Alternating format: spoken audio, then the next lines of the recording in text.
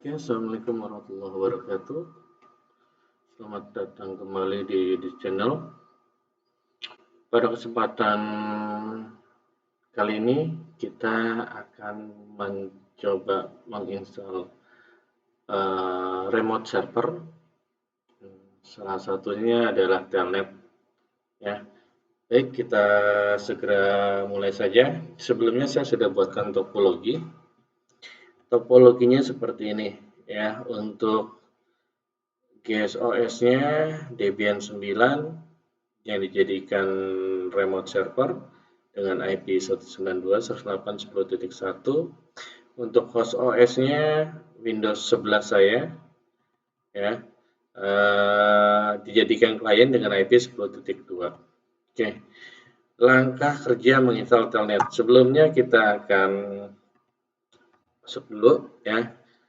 Untuk networknya saya bikin dua adapter. Kenapa saya bikin dua adapter?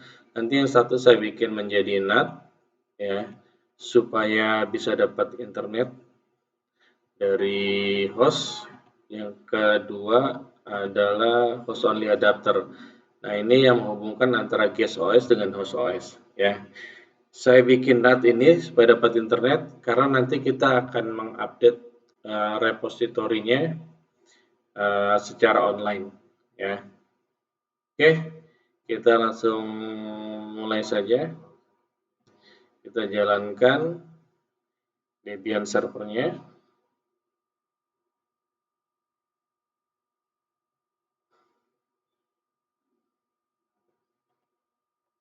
Oke, ini topologinya ya.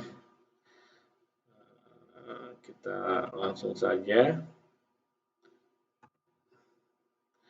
jalankan Linux Debian-nya. Debian yang kita gunakan adalah Debian 9 versi 9 ya. Kita login menggunakan root supaya kita bisa masuk ke dalam semua akses. Oke. Perintah untuk menginstal telnet adalah paketnya itu namanya telnet D. Maka kalau kita menginstal, kita gunakan perintah apt minget install. Paketnya telnet D. Seperti ini. Oke. Nah, di sini kita nggak bisa menginstal paket telnet D. Kenapa? Karena di repositorinya itu di Debian kita itu belum ada paket namanya telnet D. Maka kita nggak bisa install, kita tidak bisa menginstal telnet D. Maka kita harus mendownloadnya, ya mendownload paket telnet D itu ke dalam Debian kita. Cara mendownloadnya adalah menggunakan repositori. Nah, repositorinya nanti kita pakai repositori online yang lokal. Ya, kalau kita bisa cek repositori Debian 9 itu di sini kita cari aja repositori lokal Debian 9 ya. Nanti kita lihat alamatnya. Nah, ini ada Kambing UI, Kebo, Data Utama Surabaya. Nanti kita pakai yang ini, bisa saya pakai yang data utama atau yang Unix ya. Kita akan gunakan repository dari Data Utama Surabaya. Oke. Caranya adalah kalau kita mau menggunakan repository online, maka kita harus terkonek dulu ke internet. Kita tes google.com, belum bisa ping google.com-nya, kita IP address, lihat ya di sini ada np0s3 dan np0s8. Yang S8 ini masih down ya. Maka kita yang np0s3 itu sebetulnya yang tadi itu ke NAT ya, harusnya tidak usah dimasukkan IP address, dibikin DHCP atau otomatis. Sedangkan yang np0s8 itu yang menggunakan virtual host only adapter ya. Tadi kita coba lihat lagi biar nggak salah ya. Adapter 1 itu NAT berarti np0s3. Adapter 2 itu host only adapter berarti np0s8. Oke. Kita konfigurasi IP address-nya menggunakan perintah editor nano. nano/etc network interface. Oke, kita masukkan. Ini sudah ada allow hotlock np0s3 atau kita bisa auto np0s3 avs init dhcp seperti ini ya. Sedangkan yang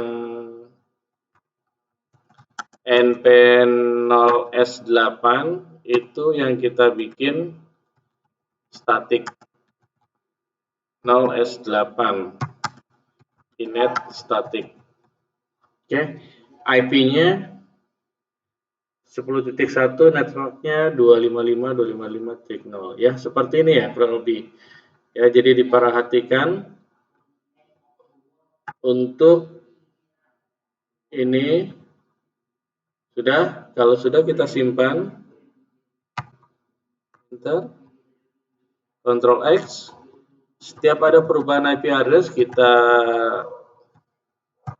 restart networkingnya. Selanjutnya init networking restart, enter.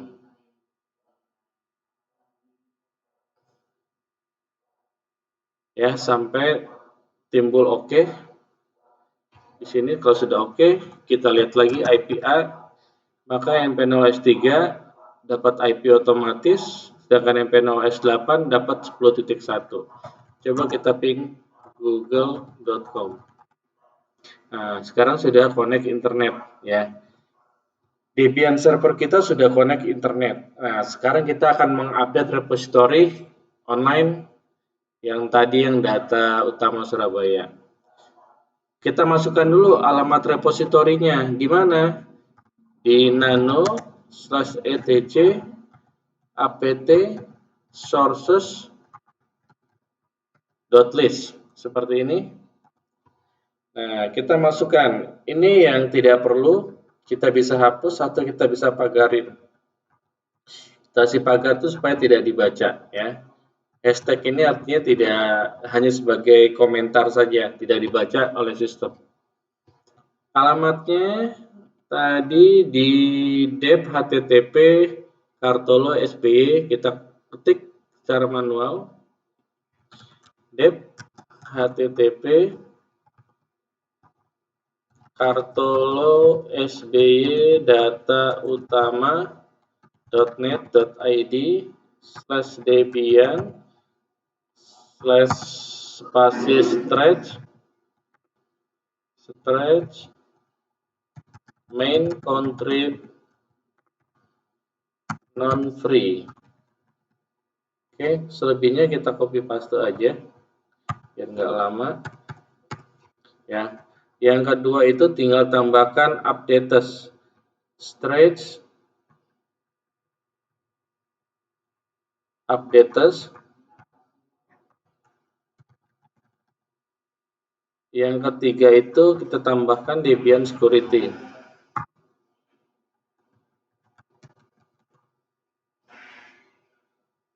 Stretch updates stretch updates main contrib ya. Kita simpan, Ctrl O, enter, Ctrl X. Nah, inilah alamat yang nanti akan kita ambil. Jika sudah dimasukkan, kita akan update. Update itu seperti kita download dari alamat ini ke dalam Debian kita. apt min-get update ya, akan di-download semua ke dalam Debian kita. Cepat lambatnya tergantung dari koneksi internet. Kita tunggu berapa saat ya sampai update-annya selesai. Baru kita akan install. Nah, ini sudah selesai ya, sudah terupdate. Sekarang kita install apt min-get install. Apa yang kita install tadi? Telnet-D. Kita enter, kita yes. Oke, paketnya diinstal yang tadi sudah di-download. Sudah selesai, maka kita sudah selesai menginstal Telnet sebagai remote server. Kita bisa uji coba, ya. Sebelum diuji coba, kita harus setting dulu kliennya, ya. Sudah dimasukkan IP, kita uji coba dengan memasukkan klien dengan IP 10.2. Yang dimasukkan nanti yang di virtual host only adapter, ya. Karena tadi kita settingnya adalah di host only adapter. Kalau kita lihat tadi di VirtualBox host only adapter, maka kita bisa diklik kanan network and internet setting. Mungkin tampilan di Windows 8 dan Windows 10 beda, ya. Kalau beda, kalian juga bisa langsung dimasuk ke control panel sebetulnya di network adapter option, ya. Atau saya gunakan nih sampai timbul seperti ini, atau menggunakan control panel kalian bisa search misalnya di Windows 8 atau Windows 10, kalian kontrol panel, ketik aja control panel, terbuka control panelnya. Nanti yang view-nya by small icon, kalian cari network sharing center, terus change adapter setting, nanti pilihannya seperti itu. Yang kita rubah adalah di virtual box host only network, ya. Yang ini akan terkoneksi dengan guest OS-nya. IP-nya kita masukin sesuai dengan permintaannya menggunakan 192.168.10.2. Ya. Kita lihat tadi di soalnya 10.2. Oke. Maka kita oke, kalau sudah kita oke. Ya. Kalau sudah oke seperti ini, kita uji coba apakah bisa ngeping dari klien ke server ini, ke Debian. Ya, kalian bisa ketik CMD di search itu atau menggunakan di tombol keyboard itu jendela plus R. Ya, kalau ada kalian ketik aja CMD di command prompt. Kalian ping ke server 192.168.10.1. Nah, kalau sudah reply gini berarti sudah terkoneksi. Nah, untuk melakukan remote server kita bisa menggunakan aplikasi pihak ketiga namanya PuTTY, ya. Bisa di-download di putty.org.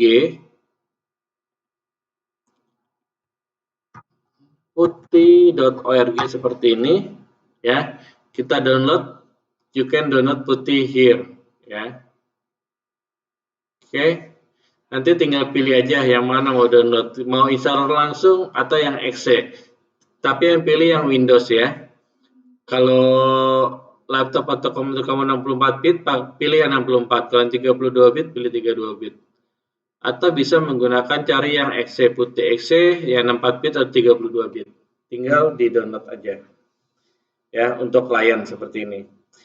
Karena saya sudah mendownload, ya, PuTTY itu, nah, saya sudah download PuTTY, maka tinggal langsung dijalankan, ya. Nah, ini PuTTY, ya. Kita masukkan cara untuk remote-nya, kita masukkan IP address-nya 192.168.10.1. Ini adalah IP address punya si server. Kita pilih Telnet, ya. Karena Telnet itu portnya 23, kalau SSH portnya 22. Kita open saja, ya. Kita masukkan user root bisa atau user yang lain bisa. Root, masukin passwordnya, maka kita sudah masuk ke dalam, kita sudah bisa meremote Debian kita. Buktinya mana kita sudah bisa meremote? Kita uji coba. Misalnya di sini saya ls untuk menampilkan file ls masih kosong, ya. Saya buat file baru namanya coba.txt.